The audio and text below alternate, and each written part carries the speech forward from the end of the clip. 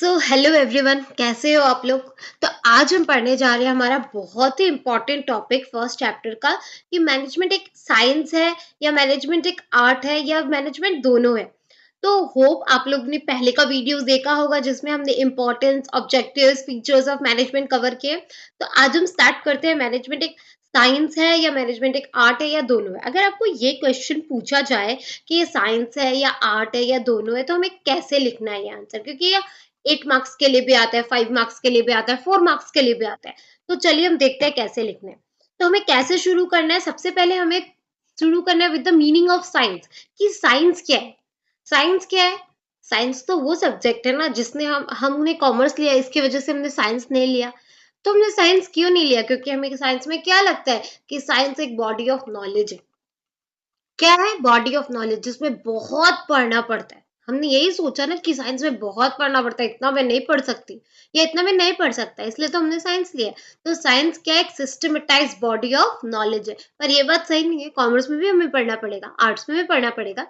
मैं बोल रही हूँ हमारा जनरल अजम्पशन ये होता है, क्योंकि मेरा भी था तो आप लोगों का भी हो सकता है। तो साइंस क्या होता है? एक सिस्टमेटाइज्ड बॉडी ऑफ नॉलेज है जो नॉलेज से भरपूर है। पर वो जो नॉलेज है साइंस में, वो आया कहाँ से? वो आया through various observations and experimentations, develop through various observations and experimentation. जैसे कि न्यूटन बैठा था एक ट्री के नीचे, तो उसने ऑब्जर्व क्या किया कि एप्पल नीचे गिर रहे हैं। तो उसने क्या किया? पहले ऑब्जर्व किया, ठीक है? ऑब्जर्व किया तो उसने देखा कि एप्पल नीचे गिर रहा है, ऊपर क्यों नहीं जा रहा। फिर वो चीज ऑब्जर्व जो उसने किया था, वो क्या किया? उसने एक्सपेरिमेंट कर कर देखा। किसके साथ एक्सपेरिमेंट किया? बहुत सारी चीजों के साथ एक्सपेरिमेंट किया कि यार सारी चीज नीचे आते हैं या कुछ ऊपर भी जाते हैं, ठीक है? तो उसे क्या पता चला? नहीं, सारी चीज नीचे आते हैं। तो उसने उसका नाम क्या रख दिया? Law of gravity. तो पहले उसने क्या किया? ऑब्जर्व किया और उसके बाद उसने बहुत चीजों पे एक्सपेरिमेंट किया। उसके बाद जाके क्या बना? वो एक ट्रुथ बना, वो एक फैक्ट बना कि हाँ, सब कुछ क्या आता है? नीचे आता है। उसे हम क्या कहते हैं? Law of gravity. तो साइंस हो गया systematise body of knowledge that is developed through observations and experimentations. अब है features of science versus management. मैं आपसे आपको ये बोलूंगी कि आप ये सब का स्क्रीनशॉट ले लेना, क्योंकि स्क्रीनशॉट लेने से आपको काम आएगा। आपको नोट्स भी मिलते जाएंगे, और अगर आपको नोट्स अलग से चाहिए तो डू कमेंट मुझे बता दीजिएगा, ठीक है? तो हम शेयर कर देंगे notes. Next, features of science versus management. अब हमें ऐसे लिखना पड़ेगा कि साइंस में जो फीचर्स है, वो फीचर्स मैनेजमेंट में भी है या नहीं। जो साइंस में आता है वो सारे फीचर्स मैनेजमेंट में आते हैं या नहीं आते हैं। तो क्या क्या फीचर्स है? सबसे पहला फीचर है systematise body of knowledge. Second है principles based on observation and experimentation. और थर्ड है क्या? Universal validity, SPU. CPU, SPU. तो ये ट्रिक हो सकता है, क्या हो सकता है? एस, पी और यू। ये अच्छे से नहीं आया ना, एसपीयू। तो सीपीयू कंप्यूटर का, एसपीयू। तो अब हम स्टार्ट करते हैं फर्स्ट फीचर से और देखते हैं वो सारी मैनेजमेंट में है या नहीं है। हमें ऐसे ही लिखना है, features of science versus management. पहला फीचर है सिस्टमेटाइज बॉडी ऑफ नॉलेज। तो सिस्टमेटाइज बॉडी ऑफ नॉलेज क्या होता है? सिस्टमेटाइज बॉडी ऑफ नॉलेज, आप स्क्रीनशॉट लेते रहिएगा जैसे स्क्रीन चेंज होता है। तो साइंस क्या है? हमें पता है साइंस तो नॉलेज से भरपूर है। It is a body of knowledge. क्या है? ये नॉलेज का बॉडी है जिसमें क्या है? सारी चीज सिस्टमैटिकली ऑर्गेनाइज है। ऐसा नहीं उथल पुथल सब कुछ है। सब कुछ क्या है साइंस में? सिस्टमैटिकली है। सब कुछ सिस्टम से होता है, सब कुछ लॉजिक से होता है। साइंस में क्या है? प्रिंसिपल्स है। साइंस में बहुत सारे जनरल ट्रूथ्स है, प्रिंसिपल्स है जो बहुत लोगों ने बनाए हैं थ्रू बहुत सारे ऑब्जर्वेशन करके और एक्सपेरिमेंट करके। और जो भी प्रिंसिपल है सबके पीछे साइंस में क्या होता है? लॉजिक होता है। तो सबके पीछे क्या होता है? एक कॉज एंड इफेक्ट रिलेशनशिप होता है। कॉज एंड इफेक्ट रिलेशनशिप, ये क्या हुआ? कॉज मतलब क्या होता है? कॉज मतलब होता है कारण, और इफेक्ट मतलब क्या होता है? उस कारण से क्या फर्क पड़ा। तो कॉज एंड इफेक्ट रिलेशनशिप, जैसे कि इसमें एक पिक्चर दिया है, देखिए। अगर हम लोग वाटर को बॉईल करें, कॉज क्या है? नंबर वन कॉज क्या है? Water is kept at 100 degree Celsius. Cause क्या है कि वाटर को किस पे रखा हमने? 100 डिग्री सेल्सियस पे रखा। और उसका इफेक्ट क्या निकला? It starts boiling. जैसे ही हमने 100 डिग्री सेल्सियस पे रखा वाटर को, उसका इफेक्ट क्या निकला? It starts boiling. तो कॉज क्या है? 100 डिग्री सेल्सियस, और इफेक्ट क्या है? It starts boiling. तो साइंस क्या है? सिस्टमेटाइज बॉडी ऑफ नॉलेज है। A body of knowledge that is organise what systematically. इसमें बहुत सारे क्या है प्रिंसिपल्स है जो किसके ऊपर डिपेंड करते हैं, कॉज एंड इफेक्ट रिलेशन से। कॉज मतलब एक कारण, जैसे क्या 100 डिग्री सेल्सियस और इट स्टार्ट्स बॉइलिंग। मैं आपको इतना बार एक ही टॉपिक को क्यों समझाती हूँ, ताकि आपके माइंड में वो बैठ जाए, आपको लगेगी कि मैं दीदी इतनी बार क्यों बोलती है या कुछ भी, पर मैं क्यों बोल रही हूँ ये सब, ताकि आपके माइंड में ये सब कुछ बैठ जाए, आपको याद रह जाए, आप चीजों को विजुअलाइज कर पाओ, चीजों को याद कर पाओ। इसलिए मैं 2-3 बार एक ही टॉपिक को रिपीट करती हूँ, और बेसिक सबको समझ में आनी चाहिए, इसीलिए मैं एक बार बोलती हूँ, 2 बार बोलती हूँ, ताकि आपको सब समझ में आए और वो चीज आपके माइंड में भी बैठ जाए। ठीक है, तो आप ये मत सोचिएगा कि मैं एक ही बात को इतने बार क्यों बोलती हूँ, मेरा यही कारण है बोलने का। नेक्स्ट, नंबर 2, अब हम लोग क्या करेंगे, देखेंगे कि वो सिस्टमेटाइज्ड बॉडी ऑफ नॉलेज जो है वो मैनेजमेंट में है कि नहीं। Continuing with comparing it to management, हमें ऐसे ही लिखना है। आप ऐसे करिएगा, number 1 systematised body of knowledge, फिर आप देखिए क्या करिएगा, आप ऐसे मत लिखिएगा, तो आप क्या करना, number 1 systematised body of knowledge, फिर आप पैराग्राफ चेंज कर देना, जो साइंस के फीचर में लिखोगे उधर से पैराग्राफ चेंज करके लिख देना, this feature of science is applicable to what management. मतलब ये फीचर क्या है, एप्लीकेबल है मैनेजमेंट में। ठीक है, मतलब साइंस एक सिस्टमेटाइज्ड बॉडी है, तो मैनेजमेंट भी एक सिस्टमेटाइज्ड बॉडी है। हम तो भाग रहे थे कि science systematised body of knowledge है, इसलिए हम साइंस नहीं लेंगे, पर देखिए मैनेजमेंट, कॉमर्स भी क्या है, एक सिस्टम, मैनेजमेंट तो कॉमर्स का ही पार्ट है, तो मैनेजमेंट भी क्या है, एक सिस्टमेटाइज्ड बॉडी ऑफ नॉलेज है। मैनेजमेंट क्या, it is also a body of knowledge. ठीक है, किसका बॉडी है, नॉलेज का बॉडी है, और प्रिंसिपल्स का बॉडी है, इसमें भी बहुत सारे नॉलेज, बहुत सारे प्रिंसिपल्स है। It has its own vocabulary. Vocabulary मतलब स्टॉक ऑफ वर्ड्स, वर्ड्स का भरमार। तो इसके पास भी खुद का स्टॉक ऑफ वर्ड्स है, ऐसा नहीं है कहीं और से लाते हैं। जैसे क्रिकेट में हम कॉमन टर्म्स यूज करते हैं, बैटिंग बॉलिंग, वो क्रिकेट का टर्म्स है, वैसे मैनेजमेंट का भी खुद का टर्म्स होता है, ऐसा नहीं वो कहीं और से लेकर आते हैं कोई भी टर्म्स। मतलब सोचो आप, मैनेजमेंट भी कितना बड़ा है, इसीलिए ये पिक्चर दिया है ताकि आपको याद रहे कि किसका भरपार है, किसका नॉलेज है ये, systematised body of knowledge, full of knowledge. तो इसीलिए इतना सारा किताबों का फोटो दिया गया। तो वोकेबुलरी मतलब हो गया स्टॉक ऑफ वर्ड्स, इसके भी खुद के कॉमन टर्म्स है, ऐसा नहीं ये कहीं से और से लेकर आते हैं। तो it is also a body full of knowledge and principles. तो ये फीचर साइंस में था कि बॉडी फुल ऑफ नॉलेज, और ये फीचर आर्ट में भी है कि it is a body full of knowledge. ठीक है, it has its own principles, it has its own vocabulary. ठीक है, लाइक इन क्रिकेट, मैनेजमेंट में भी क्या है, कॉमन टर्म्स है। तो पहला फीचर सेटिस्फाई करता है, पहला फीचर से हम बोल सकते हैं कि मैनेजमेंट क्या है, एक साइंस है। अब देखते हैं हम सेकंड फीचर क्या है। सेकंड फीचर है principles based on observation and experimentation.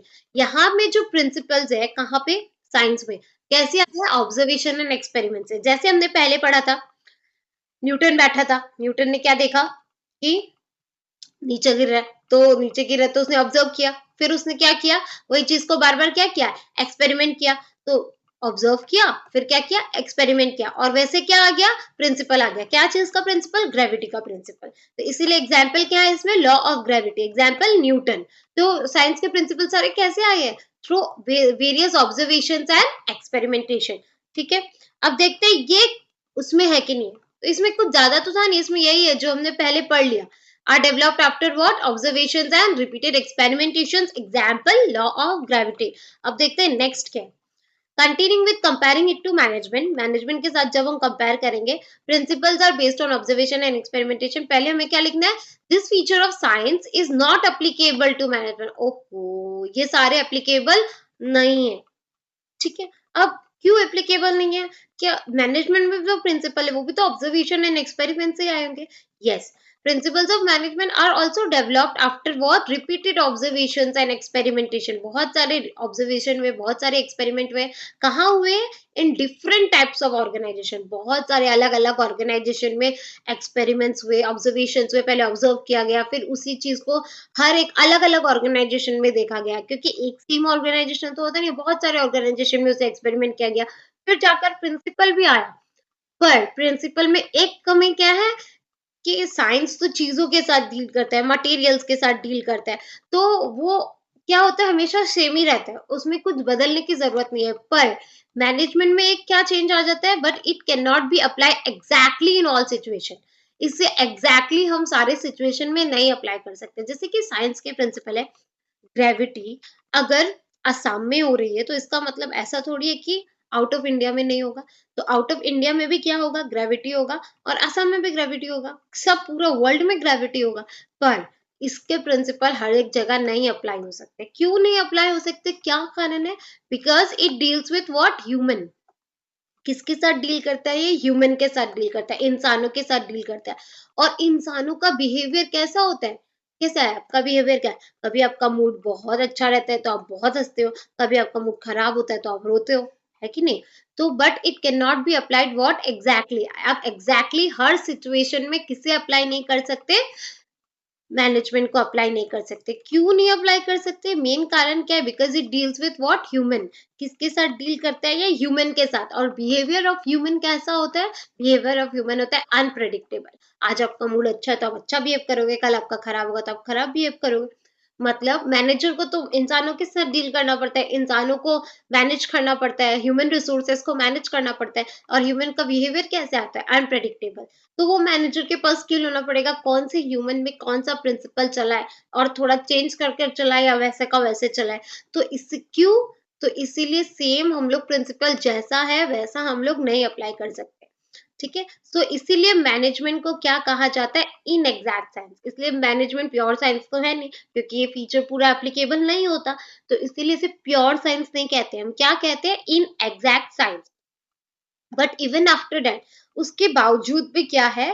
Principles for general application are develop by, ओ जनरल में ई नहीं आया ना, are develop by Henri Fayol, FW Taylor. फिर भी प्रिंसिपल्स है मैनेजमेंट के, ताकि मैनेजर्स को गाइड मिले कि कैसे क्या डील करना है, क्या नहीं करना है, क्या करना है। उसको वो मॉडिफाई करके चेंज करके मैनेजर्स डील कर सकते हैं, पर एक जनरल गाइडलाइन तो है।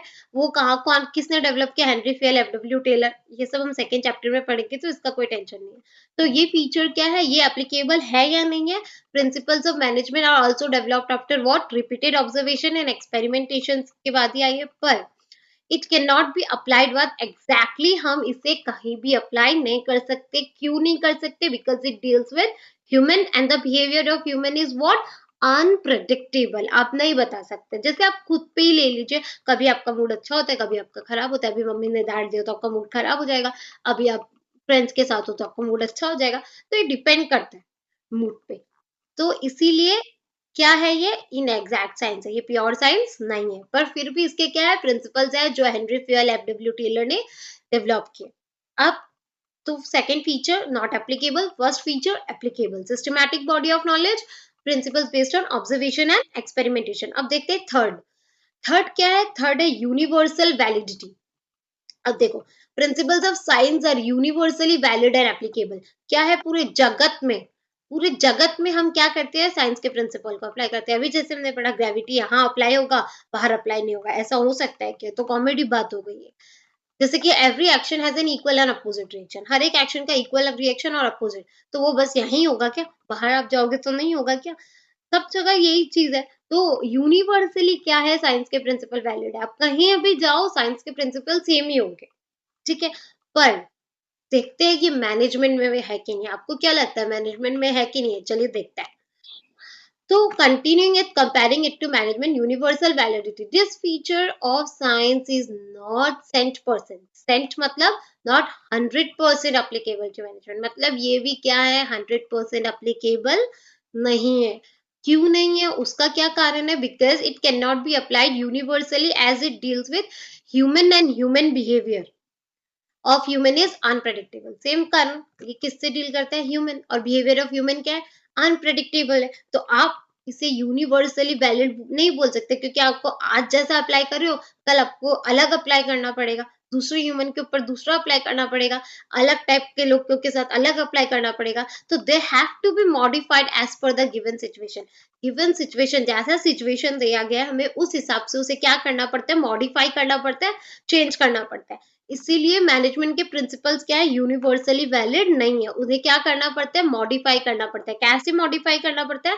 As per the given situation. जैसा सिचुएशन है, जैसा जैसे हमें सिचुएशन के हिसाब से चलना पड़ता है, तो मैनेजमेंट को भी सिचुएशन के हिसाब से चलना पड़ता है। जैसा सिचुएशन है उस हिसाब से प्रिंसिपल्स को क्या करेगा? मैनेजर मॉडिफाई करेगा। अभी सिचुएशन पता है कोविड का है, तो कोविड के हिसाब से वर्क फ्रॉम होम उसने ऐसे मॉडिफाई किया एम्प्लॉयज को कि वर्क फ्रॉम होम एम्प्लॉयज लोग करें, है ना? तो सिचुएशन के हिसाब से मैनेजर को ढालना पड़ेगा और वही सक्सेसफुल मैनेजर होता है, वही एक अच्छा मैनेजर होता है जो सिचुएशन के हिसाब से मॉडिफाई कर ले प्रिंसिपल्स को, ठीक है? तो ये फीचर है नहीं है, 100% नहीं है, क्योंकि क्या मेन रीजन है? Same reason, it deals with human and behaviour of human is what?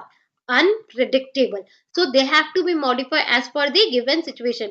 पर फिर भी स्टैंडर्ड टेक्निक्स है which can be used in different situation, मतलब एक बेस है, एक बेस लेकर आप चल सकते हो, पर उस बेस को आप चेंज कर सकते हो as per the situation.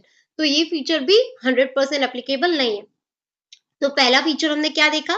Systematic body of knowledge. Science एक सिस्टमैटिक बॉडी ऑफ नॉलेज है, तो मैनेजमेंट भी एक सिस्टमैटिक बॉडी ऑफ नॉलेज है। नंबर टू क्या था? Principles based on observation and experimentation. तो प्रिंसिपल्स क्या है साइंस के? ऑब्जर्व हुए, एक्सपेरिमेंट हुए और ट्रुथ आया। और मैनेजमेंट के क्या है? ऑब्जर्व हुए, एक्सपेरिमेंट हुए, दोनों हुआ, पर ये क्या है? हर जगह आप हर टाइम नहीं अप्लाई कर सकते। क्यों? Because it deals with what? Human, and the behaviour of human is what? Unpredictable. Next, universally valid. Science का प्रिंसिपल पूरा जगत में अप्लाई होता है जैसे का जैसा, पर मैनेजमेंट का प्रिंसिपल क्या होता है? उसे चेंज करना पड़ता है एज पर दी सिचुएशन। पर फिर भी वो हमें स्टैंडर्ड टेक्निक देता है, एक बेस देता है, पर उस बेस को हमें क्या करना है? As per the situation change कर जाना है। तो ये 3 फीचर थे। तो 2 फीचर पूरा 100% एप्लीकेबल नहीं है, एक फीचर क्या है? फुल्ली एप्लीकेबल है। तो अब देखते हैं हम साइंस को मैनेजमेंट बोल सकते हैं या नहीं बोल सकते हैं, मैनेजमेंट को एक साइंस बोल सकते हैं कि नहीं बोल सकते। तो लास्ट में हमें कंक्लूजन क्या देना है? हमें कंक्लूजन क्या देना है? On comparing the features of science with management, it is found that some features of science are not fully applicable to management। जब हमने कंपेयर किया, हमें क्या मिला कि साइंस का कुछ कुछ फीचर हमने कंपेयर किया है, इस some features of science are not fully applicable. Fully applicable नहीं है। कहाँ पे फुल्ली एप्लीकेबल नहीं है? मैनेजमेंट में फुल्ली एप्लीकेबल नहीं है। क्यों नहीं है? क्योंकि ये किसके साथ डील करता है? It deals with what? Human, and the behaviour of human is what? Changes, या फिर behaviour of human is unpredictable. Word को चेंज करने के लिए यहाँ पे चेंज लिख दिया गया है, आप वापस लिख सकते हो behaviour of human is what? Unpredictable. So management can't be termed as pure science. इसीलिए मैनेजमेंट को हम क्या नहीं बोल सकते? प्योर साइंस नहीं बोल सकते। तो हम इसे क्या बोल सकते हैं? इसे हम इनएग्जैक्ट साइंस या फिर सॉफ्ट साइंस बोल सकते हैं। क्या बोलते हैं हम इसे? इनएग्जैक्ट साइंस या फिर क्या? Soft science. Management can't be termed as what? Pure science, but it can be termed as what? Inexact or soft science। तो अगर आपको ये क्वेश्चन लिखने दिया जाए कि साइंस है या नहीं है, तो आप क्या लिखोगे? आप फर्स्ट में लिखेंगे साइंस का meaning, body of knowledge develop through observation and experimentation. Next आप क्या लिखेगा? Features of science versus management. अगर 4 मार्क्स के लिए आया या 5 के लिए आया, एक एक लाइन लिख दो सब में, क्योंकि लिखना तो आपको पड़ेगा, आपको दिखाना तो पड़ेगा। जस्ट एक एक लाइन कि number 1 systematic, science is systematic and it is also applicable in management, it is also systematic. और अगर अच्छे से 8 मार्क के लिए लिखने आए तो आपको थोड़ा एक्सप्लेन करना पड़ेगा। It is a systematic body of knowledge, है ना, that is developed through observation and experimentation based on cause and effect relationship। Management is also a systematic body of knowledge, ठीक है? It has its own vocabulary, common terms। तो number 2 क्या लिखोगे? Number 2 क्या है? Principles based on observation and experimentation. इसमें सारे principal through बहुत सारे ऑब्जर्वेशंस आए हैं और एक्सपेरिमेंट आए हैं और वो अप्लाई होते हैं। और मैनेजमेंट में क्या लिखोगे? ऑब्जर्वेशन और एक्सपेरिमेंट की बात तो आई है, पर it can be applied universally, या फिर ये अप्लाई नहीं कर सकते एग्जैक्टली। क्यों? क्योंकि ये डील करता है human and behaviour of human is unpredictable. Same universal validity में भी वही है, they have to be modified as per the given situation. तो लास्ट में हम क्या कंक्लूड कर सकते हैं? Some features of science are not applicable to what? Management, because it deals with human and behaviour of human changes. So management can't be termed as what? Pure science, but it can be termed as what? Inexact science या फिर soft science। ठीक है, तो आज हमने cover क्या किया कि मैनेजमेंट एक साइंस होता है या नहीं होता है। हमें पता चला management can be termed as pure science, but it can be termed as inexact science. ठीक है, अब हम नेक्स्ट क्लास में कवर करेंगे कि मैनेजमेंट एक आर्ट होता है या नहीं होता। फिर हम देखेंगे बोथ को कंबाइन करके कैसे लिखना है। तो आपको अगर समझ में आया तो डू कमेंट कि आपको समझ में आ रहा है, और अगर आपको कोई डाउट है तब भी आप कमेंट करिए कि आपको कुछ डाउट है। तो हम मिलते हैं अब अपने नेक्स्ट वीडियो पे, तब तक के लिए keep learning and keep sharing. Thank you.